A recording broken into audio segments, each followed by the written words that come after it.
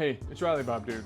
This will be a quick video about how I put together this wall of safety equipment behind me. Maybe you're seeing a pattern here. I like to make walls kind of themed, but this is my little welding corner when I'm set up inside to do TIG welding, right? The welder will be living here, and so I kind of wanted to just have all my safety equipment in one common location. And I did that with my new tube bender. This is what that looks like.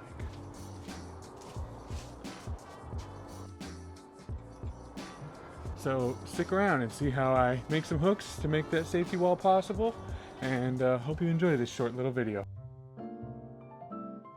Okay, so one area that I really want to kind of work on is this is going to be my welding zone. I want to make a little platform so my welder can live halfway on this concrete thing.